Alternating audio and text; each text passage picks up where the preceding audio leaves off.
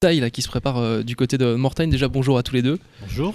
Alors, c'est cette semaine cyclotouriste. Alors, déjà, cyclotouriste, si vous pouviez définir ce mot pour ceux qui ne connaissent pas forcément. On pense au vélo tout de suite, mais c'est pas que du vélo finalement. Alors, la définition du cyclotourisme, c'est la liberté à bicyclette. C'est-à-dire que le vélo est un outil qui nous permet de pouvoir découvrir une région, qui nous permet aussi de pouvoir protéger sa santé, qui nous permet aussi de rencontrer d'autres personnes.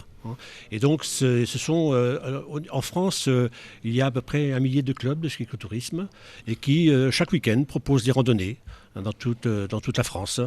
Et donc, la manifestation phare de la fédération, c'est bien évidemment la Semaine fédérale de cyclotourisme qui, pour sa 79e édition, aura lieu à Mortagne-au-Perche en 2017.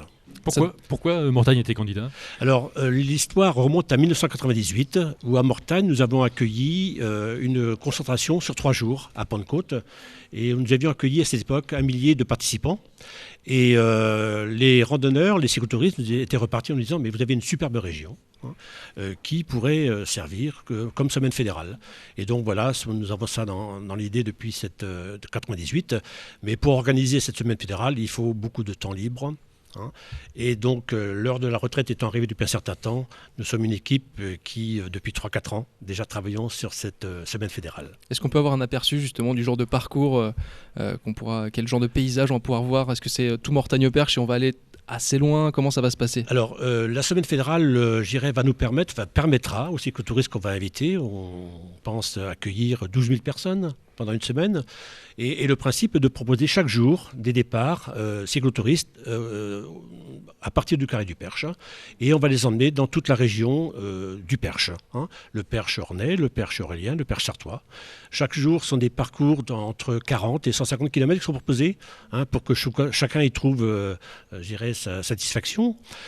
Mais aussi, il y a des parcours VTT. Nous avons des forêts autour de Mortagne qui sont aussi très belles, très riches.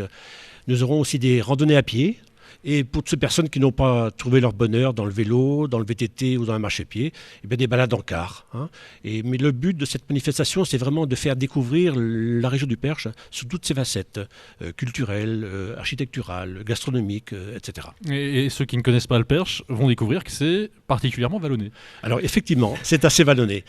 C'est la réputation que nous avons aussi, parce que tous les ans, nous accueillons la randonnée internationale Paris-Brest-Paris. Et c'est vrai que les cyclos, ils nous disent, quand on arrive dans le Perche, on sait que ça va être un petit peu difficile. Et quand ils reviennent de Brest pour remonter sur Mortagne, ils n'ont qu'une attente, c'est d'avoir quitté le Perche pour pouvoir enfin souffler un petit peu avant de rejoindre Paris. L'organisation, vous disiez 12 000 cyclotouristes, mais en termes de bénévoles, ça doit être assez conséquent. Alors, aussi, effectivement, non ? c'est 12 000 cyclotouristes, c'est 2500 bénévoles. Qui seront répartis sur les différents points d'accueil. J'ai oublié tout à l'heure de vous signaler que sur les parcours, chaque jour, nous avons des points d'accueil au nombre de 2 et où les cyclotouristes peuvent se restaurer, se détendre et aussi découvrir toutes les animations, les expositions qui sont là pour les accueillir au mieux et puis leur donner aussi l'envie de découvrir le Perche plus profondément et éventuellement aussi de revenir. 12 000 personnes à aussi héberger. J'ai entendu dire que l'aérodrome serait transformé en terrain de camping. C'est voilà. Nous proposerons aux cyclotouristes 30 hectares de terrain de camping. Parce que le camping, l'hébergement, c'est pour 70% terrain de camping. Ensuite, c'est hôtel et aussi l'hébergement chez l'habitant. Parce que l'hébergement chez l'habitant permet aux cyclotouristes de lier des contacts avec les gens de la région. Et très souvent, ces contacts perdurent et ces personnes sont amenées à se retrouver dans les années qui suivent. Alors, si j'hésite encore à participer à ce genre d'événement, qu'est-ce que vous diriez, je sais pas, un VTTiste, quelqu'un qui veut peut-être y aller mais qui a peut-être un peu peur ? Est-ce que voilà, il y a des valeurs quand même intéressantes, quoi, de la convivialité. Oui, Alors tout à fait, vous avez cité le terme, c'est vraiment la convivialité. L'accueil. Hier, nous étions une délégation de Mortagne à Saint-Pourçain-sur-Sioule, qui est à côté de Vichy, et qui a accueilli la Semaine fédérale en 2014. Une ville de 5000 habitants comme Mortagne. Et le maître mot qui nous a été répété à plusieurs reprises, c'est l'accueil, la convivialité. Et que c'est une manifestation aussi qui est hyper importante pour l'image de la ville et de la région. Et pour les retombées économiques également pendant cette semaine. Alors c'est vrai que bon, l'objectif n'est pas non plus, enfin, j'irais comment dire, de faire du bénéfice. Enfin, c'est de promouvoir la région. Mais sur un plan économique, c'est hyper important. Il y a eu une étude qui a été réalisée il y a 7-8 ans à Saumur. Et il faut savoir que les retombées économiques directes, c'est 5 à 6 millions d'euros sur une région pendant la semaine fédérale en elle-même. Et on ne calcule pas les retombées qu'il y aura aussi dans les années qui suivent, parce que les cyclotouristes, quand ils ont été bien accueillis, quand ils ont une belle région, qu'est-ce qu'ils attendent? D'y revenir.